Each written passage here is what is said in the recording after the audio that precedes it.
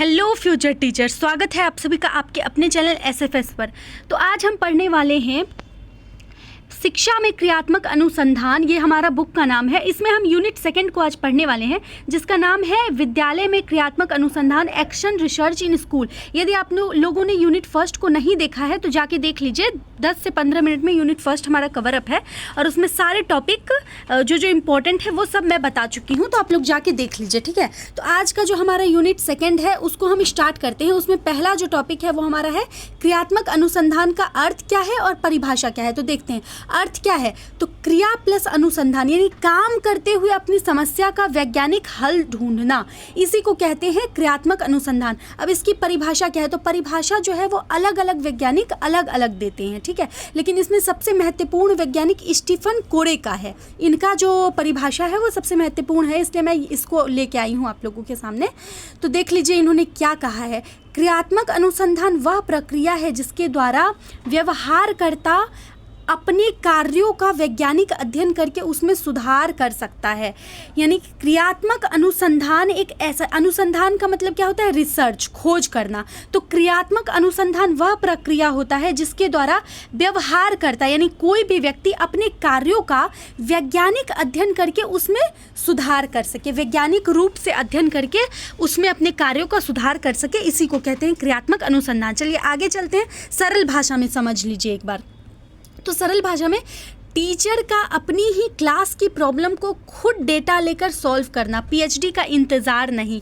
यानी कि समझ रहे हैं, यदि आप टीचर हैं, आप बीएड कर रहे हैं तो ऑब्वियसली आपको टीचर बनना है भविष्य में। तो यदि आप टीचर हैं तो अपने क्लास की प्रॉब्लम्स को, जैसे बच्चे शैतानियाँ कर रहे हैं, एक दूसरे से बात कर रहे हैं, वो क्लासेस पे ध्यान नहीं दे पा रहे हैं, तो इस समस्या को आप पीएचडी, ये नहीं सोचेंगे कि पीएचडी करने के बाद इस समस्या को हम सॉल्व करेंगे, नहीं, उस समस्या को आप इंस्टेंट सॉल्व करने की कोशिश करेंगे। तो ये इसी को कहा जाता है क्रियात्मक अनुसंधान की वैज्ञानिक रूप से हम किसी भी काम को करते हुए उस समस्या का हल निकाल सके, ठीक है। आगे बढ़ते हैं। तो दूसरा टॉपिक हमारा है विद्यालय में क्रियात्मक अनुसंधान की आवश्यकता क्यों पड़ती है और इसका महत्व क्या है। तो देखते हैं, आवश्यकता, रोज नई समस्या आती है विद्यालय में रोज, क्योंकि बच्चे अलग अलग प्रकार के होते हैं, उनका माइंडसेट अलग अलग प्रकार का होता है। तो विद्यालय में डेली ही क्या आती हैं, समस्याएं आती हैं। होमवर्क कभी बच्चे का नहीं होता है, कभी कॉपी गंदी रहती है, कभी बच्चे चुप रहने लगते हैं। तो ये सारी समस्याएं बच्चों अलग अलग बच्चों में होती है। बीआरसी से हल आने में महीने लगते हैं। अगर हम इंतज़ार करेंगे बीआरसी से हल आने में कि बच्चे होमवर्क नहीं कर रहे हैं तो इसमें हम बीआरसी से हल लेंगे, तो इसमें महीने, बहुत टाइम लग जाते हैं। इसलिए शिक्षक का कर्तव्य क्या है कि वो उसी समय एक्शन ले और बच्चों में सुधार करे, ठीक है। अब महत्व क्या है, विद्यालय में क्रियात्मक अनुसंधान का महत्व क्या होता है। तो देखते हैं, शिक्षक का प्रोफेशनल विकास एनईपी 2020 में टीचर वीएस रिसर्चर्स कहा गया है। शिक्षण में तुरंत सुधार एक ही तरीका सब पर नहीं चलता। शिक्षण में महत्व क्या है, तो ये जो है शिक्षक का प्रोफेशनल विकास, शिक्षक को हर दिन विकास करना होता है ताकि वो अपने बच्चे को विकास करवा सके। और शिक्षण में तुरंत सुधार, शिक्षण के अंदर यदि कुछ दिक्कत है तो उन्हें तुरंत सुधार, यानी शिक्षण में, शिक्षा देने में यदि कोई दिक्कत है तो उनका तुरंत सुधार किया जाना चाहिए। और वैज्ञानिक दृष्टिकोण की दृष्टि से हमें देखना चाहिए कि बच्चे में क्या सुधार की ज़रूरत है, क्या उन्हें दिक्कत आ रहा है, सारा कुछ। उसके बाद छात्र उपलब्धि बढ़ना, प्रॉब्लम सॉल्व, नंबर बढ़ना, छात्र के नंबर बढ़ने पे ध्यान देना चाहिए, उनके प्रॉब्लम्स को सॉल्व करना चाहिए। आगे बढ़ते हैं। तो देखते हैं, नेक्स्ट टॉपिक हमारा है विद्यालय में क्रियात्मक अनुसंधान के क्षेत्र क्या हैं। तो कहाँ कहाँ कर सकते हैं विद्यालय में क्रियात्मक अनुसंधान, कहाँ कहाँ किया जा सकता है। तो शिक्षण विधि संबंधी शिक्षा की जो विधि है हमारी, उसमें हम सुधार कर सकते हैं, पढ़ाते हुए सुधार कर, क्योंकि शैक्षिक अनुसंधान का मतलब ही होता है किसी काम को करते हुए वैज्ञानिक ढंग से उसमें सुधार करना। तो शिक्षण विधि संबंधी में हम बच्चे सवाल नहीं पूछते हैं, गृह कार्य अधूरा, गणित से डर। तो अगर ये सब समस्याएं हैं तो इसको सुधार कैसे करेंगे, ठीक है। तो ये क्षेत्र होते हैं कुछ। अब अनुशासन संबंधी, देर से आना, अनुशासन का फॉलो नहीं कर रहे हैं बच्चे, देर से आ रहे हैं स्कूल, लंच में लड़ाई कर रहे हैं, यूनिफॉर्म ना पहन रहे हैं या यूनिफॉर्म फटा हुआ रह रहा है, तो ये सब अनुशासनहीनता के अंतर्गत आता है। तो बच्चे यदि अनुशासनहीन कर रहे हैं तो कैसे सुधारा जाए, ये सब कुछ क्षेत्र हैं विद्यालय में क्रियात्मक अनुसंधान के क्षेत्र की। कोई भी प्रॉब्लम्स, क्या प्रॉब्लम्स आती हैं और उसको कैसे सॉल्व किया जा सकता है, वही चीज़ बताया जा रहा है। फिर मूल्यांकन संबंधी है, यानी नकल करना। बच्चे जो है नकल करेंगे, कॉपी जमा नहीं करेंगे, फीडबैक ना पढ़ना। जैसे कोई बच्चा गलती कर रहा है और टीचर्स डायरी में लिख के देते हैं ना कि बच्चे की ये गलती है, तो ना तो पेरेंट्स पढ़ रहे हैं और ना तो बच्चा खुद पढ़ के उसे समझ रहा है। तो ऐसे में बच्चे का भविष्य जो है वो बुरा प्रभाव पड़ता है बच्चे के भविष्य पे। अब आगे देखते हैं, तो पाठ्य सहगामी यानी प्रार्थना में ध्यान ना देना, खेल में भाग ना लेना। तो ये सब बच्चे की कुछ बुरी आदतें होती हैं। खेल में भाग नहीं लेते, या वो कमज़ोर होते हैं मानसिक रूप से या शारीरिक रूप से, इसलिए वो खेल वेल में भाग नहीं लेते हैं और प्रार्थना में भी उनका ध्यान नहीं रहता है। तो इन सभी में कैसे हम सुधार कर सकते हैं, ये चीज़ बताया गया है। फिर प्रशासनिक यानी कि उपस्थिति कम है उनका, ड्रॉप आउट ले रहे हैं, पीटीएम में पेरेंट्स नहीं आ रहे हैं। तो पीटीएम में पेरेंट्स ना आना यानी बच्चे पेरेंट्स को बुलाते नहीं हैं, यानी कुछ तो उनके मस्तिष्क में चल रहा होता है जो कि सही नहीं होता है। तो ये सब कुछ सही बातें नहीं होती हैं बच्चे के अंदर। तो इन सभी को सुधारा कैसे जाए, इसी को हम पढ़ते हैं विद्यालय में क्रियात्मक अनुसंधान के अंतर्गत। ठीक है, आगे बढ़ते हैं। तो क्रियात्मक अनुसंधान को सोपान किस प्रकार से क्या किया जा सकता है, क्रियात्मक अनुसंधान किस प्रकार से किया जा सकता है, तो 8 स्टेप दिया गया है। पहला स्टेप देखते हैं, समस्या की पहचान। सबसे पहले हमें बच्चों की समस्या का पहचान करना होता है। मेरी क्लास की सबसे छोटी समस्या एक एग्जाम्पल के द्वारा समझाया गया है, तो सुनिए। सबसे पहला नंबर का है समस्या की पहचान करेंगे तभी तो उस समस्या का समाधान दे पाएंगे। तो सबसे पहले समस्या का पहचान किया जाता है। जैसे मेरे क्लास की छोटी समस्या चुनो, क्लास 6 to 15 बच्चे एलसीएम नहीं लगा पाते हैं। तो ये एक समस्या है ना, 6 क्लास के बच्चे को एलसीएम लगाना आना चाहिए, है कि नहीं। तो ये एक समस्या है। अब आगे बढ़ते हैं, दूसरा है हमारा समस्या का विश्लेषण। कारण खोजो कि वो क्यों नहीं बना पा रहे हैं, एलसीएम क्यों नहीं लगा पा रहे हैं, कारण खोजना। पहले पहचान कर लिए, फिर कारण खोजो, क्या कारण है कि वो नहीं कर पा रहे हैं। बच्चों से पूछो, कॉपी देखो, कारण, आधार, कमजोर, डर।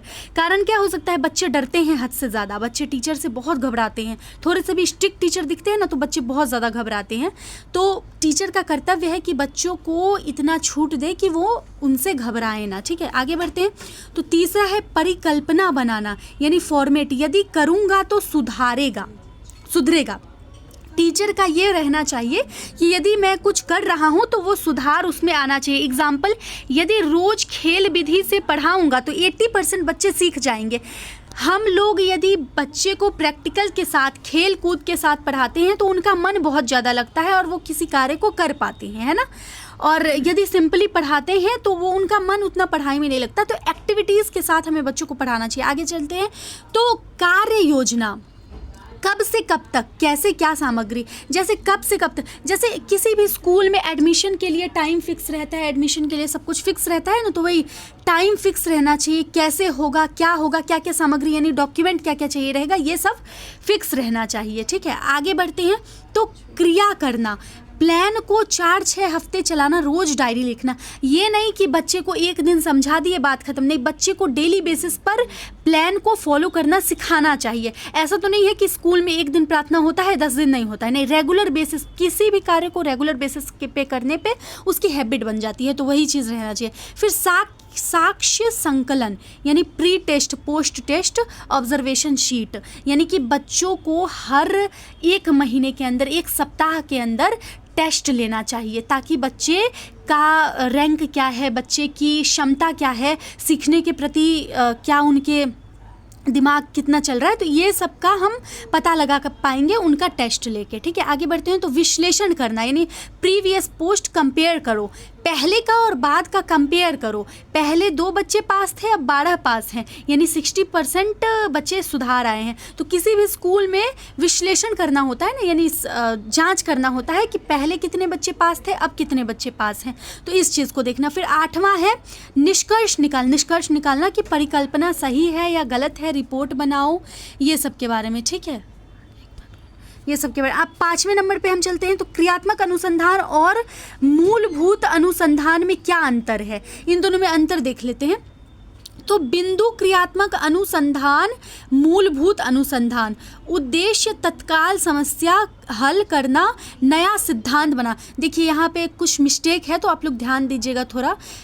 हम देखेंगे क्रियात्मक अनुसंधान और मूलभूत अनुसंधान में अंतर। तो बिंदु क्रियात्मक अनुसंधान बिंदु क्रियात्मक अनुसंधान भी कहलाता है और मूलभूत अनुसंधान कहलाता है। उसके बाद उद्देश्य तात्काल समस्या, इसका उद्देश्य क्या रहता है?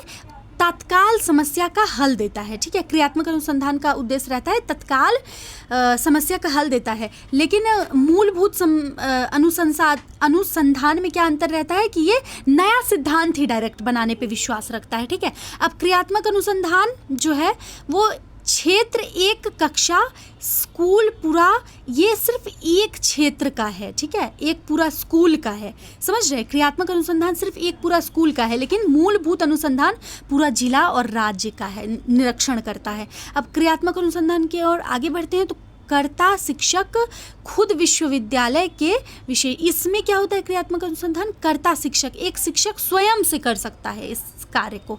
ठीक है, लेकिन इसमें मूलभूत अनुसंधान में विश्वविद्यालय के विशेषज्ञ करते हैं। इसमें 1-2 महीने बहुत तो लगता है, इसमें 2, 4, 5 साल लग जाते हैं। ठीक है, आगे बढ़ते हैं तो परिणाम सामान्यीकरण नहीं होता, सामान्यीकरण होता है। इसका परिमाण जो है वो सामान्यीकरण नहीं होता क्योंकि इसमें कम समय लगता है। ऑब्वियसली टीचर किसी चीज़ को खुद ही निर्णय लेके दे रहे हैं और इसमें प्रॉपर कोई दूसरा मेन जो लोग होते हैं वो निर्णय लेके देते हैं, तो ऑब्वियसली ये वाला थोड़ा उतना नहीं रहता है और ये वाला महत्वपूर्ण रहता है। आगे बढ़ते हैं तो विद्यालय में क्रियात्मक अनुसंधान के उदाहरण क्या हैं? अब उदाहरण देखते हैं। शीर्षक, कक्षा 4 में बर्तनी सुधार हेतु अनुसंधान, कक्षा 4 में बर्तनी सुधार हेतु अनुसंधान किया जा सकता है। उदाहरण ही है सब। क्रिया, रोज। अब इस बर्तनी सुधार के लिए हम क्या कर सकते हैं? तो देखिए, क्रिया क्या कर सकते हैं? रोज श्रुति लेख, गलती वाले शब्द की लिस्ट बनाना, फिर परिणाम 6 हफ्ते में गलती 70% से 15% ही रह जाएगी। अगर बार बार प्रैक्टिस करवाओगे बच्चे को उसी चीज़ को तो उनकी गलती में सुधार अवश्य होगा। तो ये चीज़ बताई जा रहा है। दूसरा एग्जाम्पल है शीर्षक, गृह कार्य ना करने की आदत पर अनुसंधान।